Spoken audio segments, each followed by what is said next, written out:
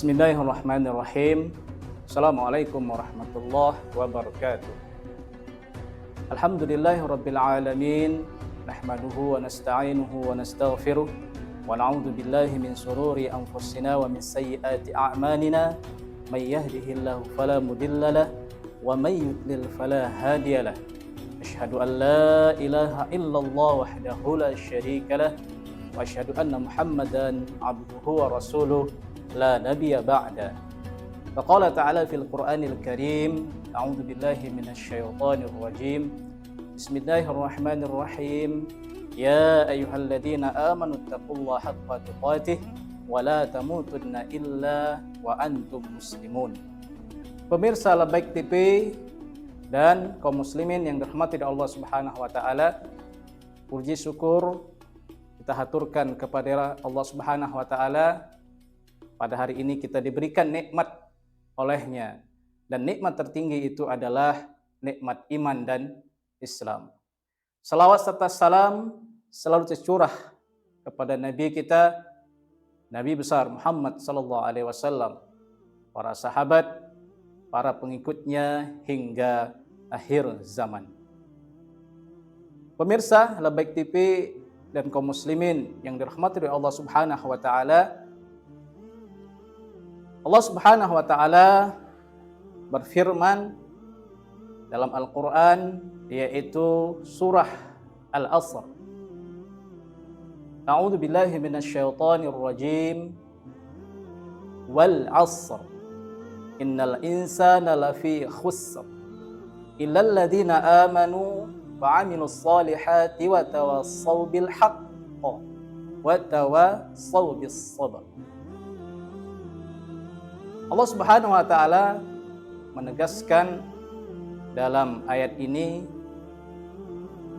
wal asr, demi waktu asar atau demi masa. Allah bersumpah dalam ayat ini, bersumpah demi waktu. Innal insana lafi khusr. Sesungguhnya manusia itu benar-benar dalam kerugian.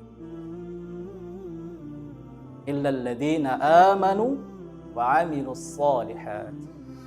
Kecuali orang-orang yang beriman kepada Allah, illal ladzina amanu wa 'amilus sholihat, dan mengerjakan amal saleh. Baik pemirsa Labbaik TV dan kaum muslimin rahimakumullah yang dirahmati oleh Allah Subhanahu wa taala, kita akan mentadabbur sedikit terkait dengan surah Al-Asr ini, yang dimana di dalam Al-Quran Allah selalu memberikan peringatan-peringatan kepada manusia berupa ancamannya, dan juga Allah Subhanahu wa taala memberikan kabar gembira kepada manusia. Nah, di ayat ini, di ayat yang kedua, innal insana lafi khusr, sesungguhnya manusia itu benar-benar dalam kerugian. Para ulama mengatakan rugi di sini adalah sesungguhnya manusia itu masuk neraka. Rugi. Celaka dan rugi. Illal ladzi, ada pengecualian di situ. Illal ladzi amanu wa 'amilus sholihat. Kecuali orang-orang yang beriman dan orang-orang yang beramal soleh. Terkhusus di bulan Ramadan ini, sebuah hadis yang panjang diriwayatkan oleh Imam Ahmad Ibn Hanbal.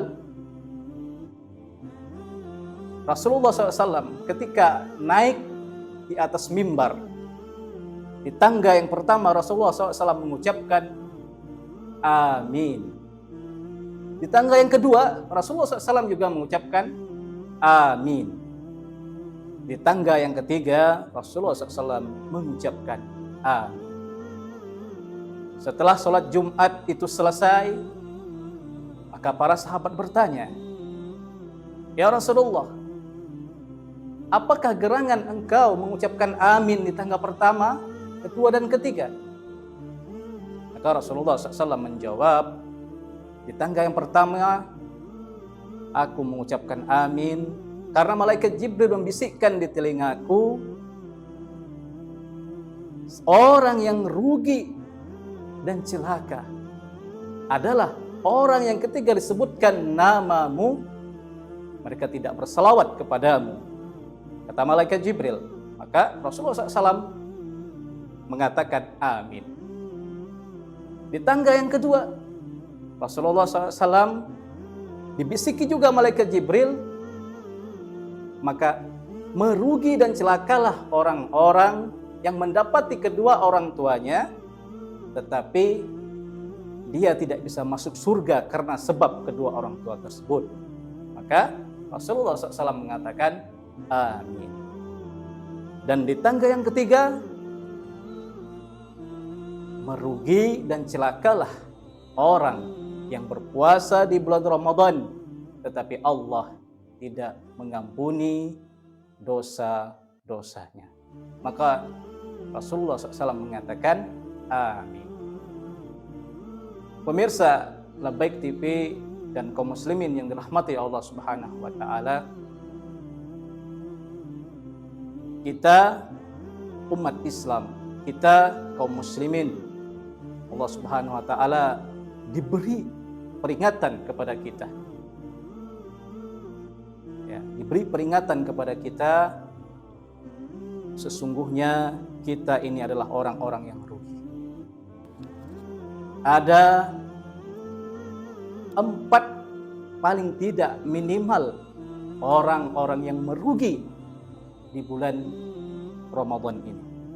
4 kriteria orang-orang yang merugi di bulan Ramadan ini. Selebihnya banyak lagi. Kita bahas 4 saja. Yang pertama adalah orang yang ketika datang dan berpuasa di bulan Ramadan menganggap bulan Ramadan itu adalah bulan yang biasa saja. Tidak ada istimewanya.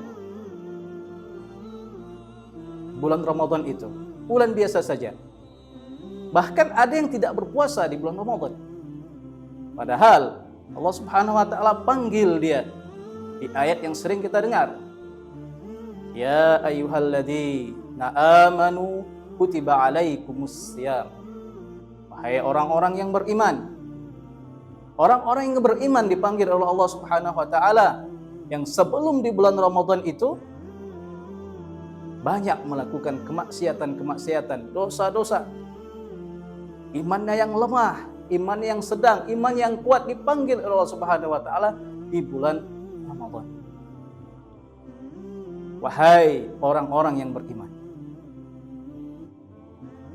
Diperintahkan, diwajibkan atas kamu berpuasa. Bulan Ramadan adalah bulan penuh rahmat, bulan penuh ampunan. Maka jadikanlah bulan Ramadan ini adalah bulan yang spesial, bulan yang penuh maghfirah. Sering kita dengar spanduk-spanduk yang ada di jalan mengucapkan marhaban ya Ramadan. Selamat datang bulan Ramadan. Dia adalah tamu yang ditunggu-tunggu kehadirannya.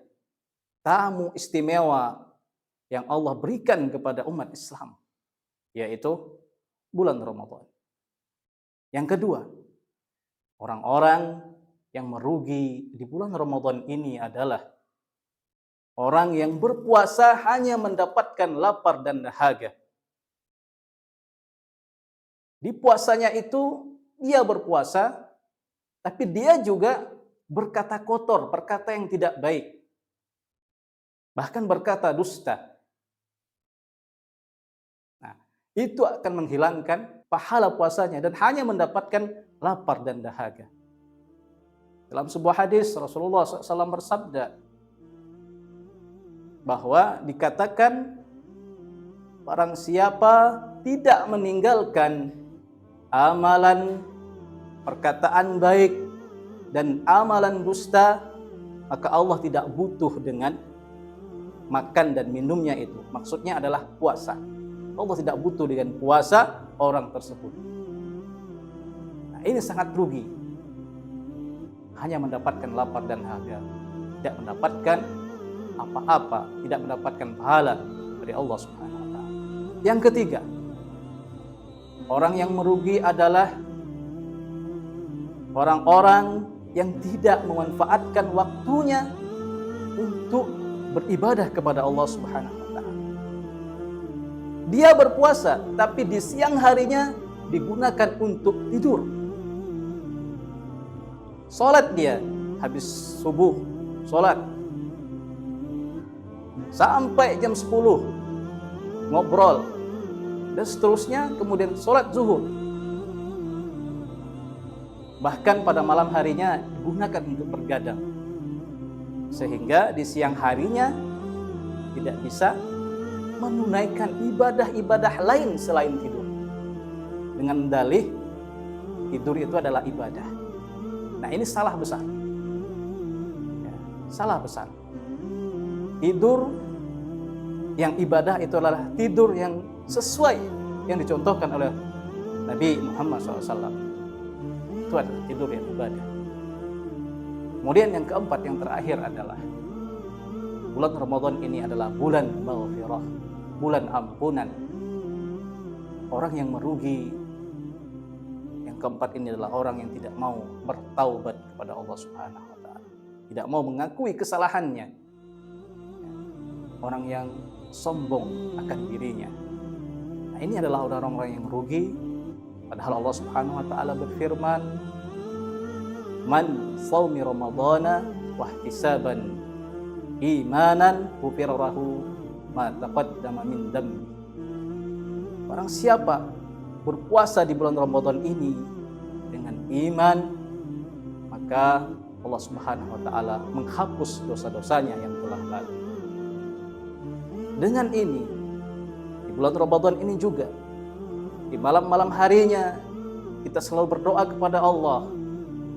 Doa yang diajarkan oleh Nabi Muhammad SAW, Allahumma innaka afuun tuhibbul afwa fa'fu anna. Atau di redaksi yang lain, Allahumma innaka afuun karim tuhibbul afwa fa'fu anna. Ya Allah, sesungguhnya Engkau Maha Pengampun, maka ampunilah aku. Terimalah puasa amal ibadah puasaku. Pemirsa Labaik TV yang dirahmati Allah Subhanahu wa taala, insyaallah dalam surah Al-Asr itu di ayat yang ketiga, illal ladzina amanu, orang-orang yang beriman, yang menjalankan perintah Allah dan Rasul-Nya,